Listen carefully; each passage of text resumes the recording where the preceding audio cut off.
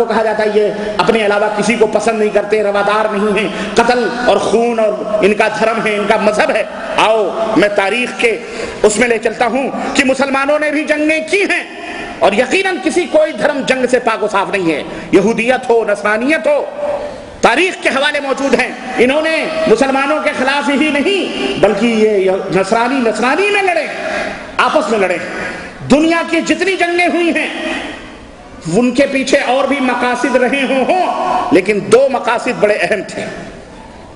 غور سے سنو، دنیا کی جو جنگیں لڑی گئی ہیں اور جہاں اور مقاصد اور اہداف ان کے تھے، لیکن دو مقاصد بڑے اہم تھے۔ ایک ہدف تھا حکمرانی، حکومت اور دولت کو حاصل کرنا۔ ایک مقصد ان کا کیا تھا کہ کسی طرح سے دولت اور حکومت ہاتھ آئے، اور دوسرا مقصد جبر اور اکراہ سے مذہب ان کے اوپر مسلط کیا جائے، زبردستی ان کو اپنے مذہب کے اندر داخل کیا جائے۔ یہ دنیا کے اندر جتنی بھی جنگیں ہوئیں ان جنگوں کا یہ نچوڑ تھا جو میں نے آپ حضرات کی خدمت میں رکھا کہ ان جنگوں کے پیچھے یہی اہداف اور یہی مقاصد کار فرما تھے۔ اب چنانچہ اس کی مثالیں آپ کو میں کیا بتاؤں، آپ کو شروع میں بتا دیا کہ لیکن اسلام کے اندر ایسا کوئی مقصد نہیں ہوتا۔ اسلام کے اندر جو مقاصد تھے وہ مقاصد ایک حدیث پاک کی روشنی میں ایک مقصد میں آپ کو بیان کروں کہ اللہ کے رسول صلی اللہ علیہ وسلم سے پوچھا گیا کہ اے اللہ کے نبی، ایک شخص وطن کے لیے لڑتا ہے، زمین کے لیے لڑتا ہے، اپنی شجاعت اور بہادری ظاہر کرنے کے لیے لڑتا ہے، آپ بتلائیں کہ اس میں وہ شہید دولت کو حاصل کرنے کے لیے، مال غنیمت کو حاصل کرنے کے لیے لڑتا ہے، اس میں کون سا شہید ہے؟ تو آپ صلی اللہ علیہ وسلم نے کیا فرمایا کہ الذی یقاتل لتکون ہی کلمۃ اللہ العلیٰ، جو اس لیے جنگ کرتا ہے تاکہ اللہ کا کلمہ بلند ہو، وہ شہید ہے۔ اللہ کے کلمے کو بلند کرنے کے لیے ایک مقصد یہ تھا۔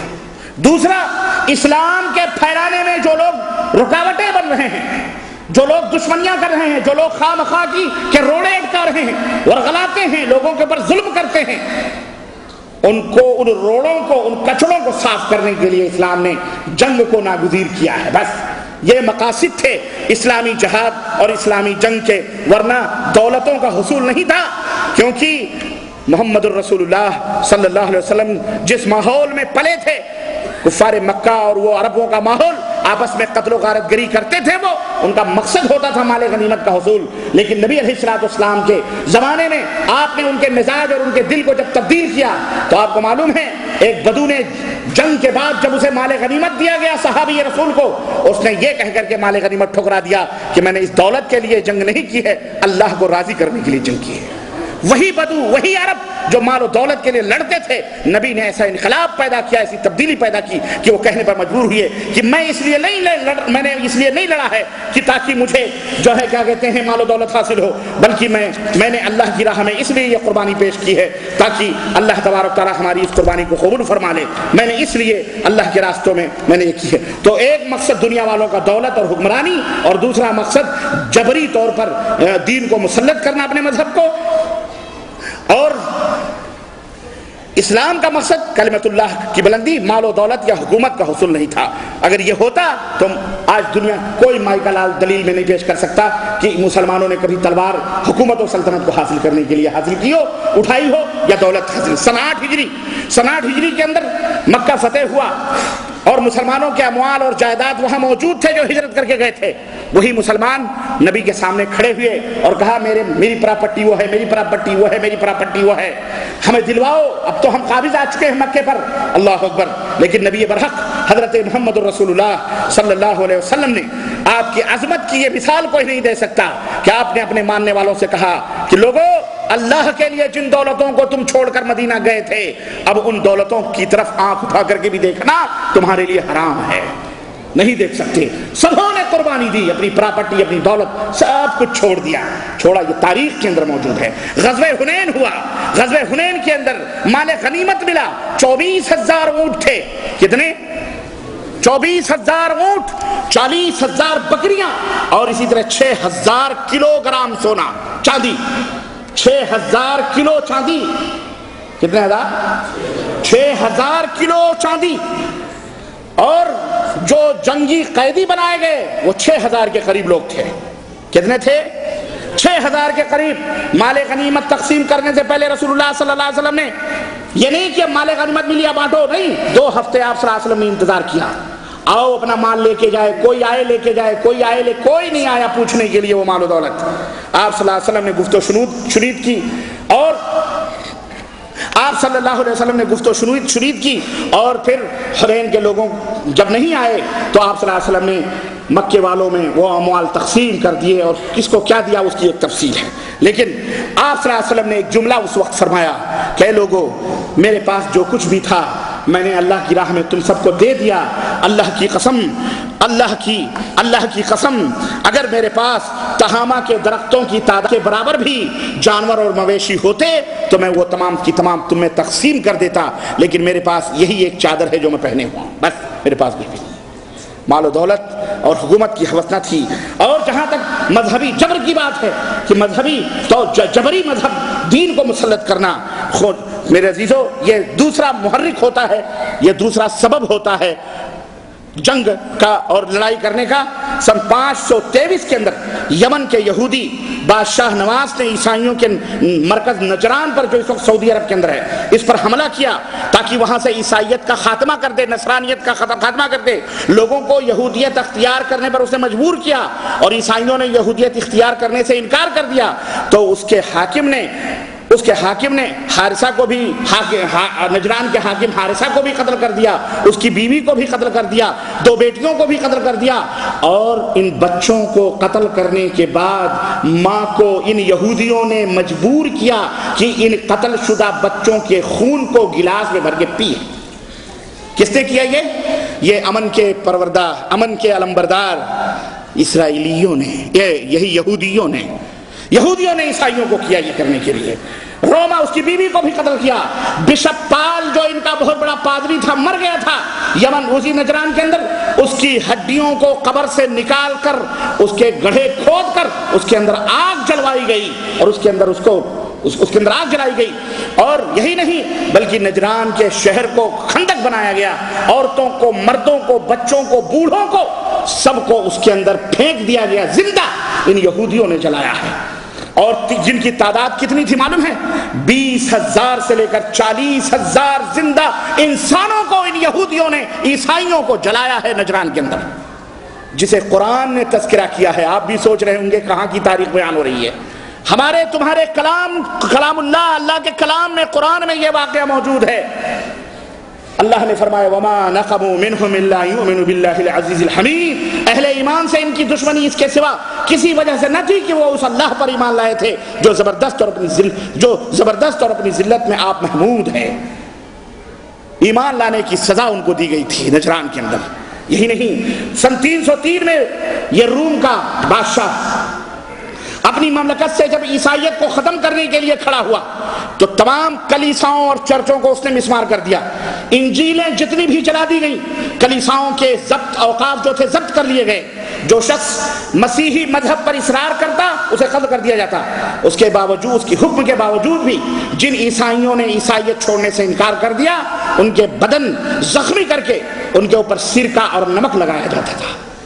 آج آپ بغداد کی کون سا وہ جیل ہے، ابو غریب کی جیلوں سے چیخیں سنتے ہیں، یہ تلک الایام نداولها بین الناس، یہ ایام ہیں جو بدلتے رہتے ہیں، یہ ستم رانیاں آج کی نہیں ہیں، یہ بہت پرانی، جس طرح یہ دوسرے کو زخم دینا ان کا حربہ تھا، اس طرح سے یہ کیے جاتے تھے۔ 1492 بہت قریب میں پہنچا رہا ہوں، 600 برس پہلے کی بات ہے، 500 برس پہلے کی بات ہے، 2006 چل رہا ہے، 1492 یہی اسپین مسلمانوں کے قبضے میں تھا، حکمرانی ختم ہوئی مسلمانوں کی، صرف 8 برسوں کی تھوڑی سی مدت میں وہاں کی عیسائی حکومت نے مسلمانوں سے اسلام کو چھڑانے کی مہم چلوا دی۔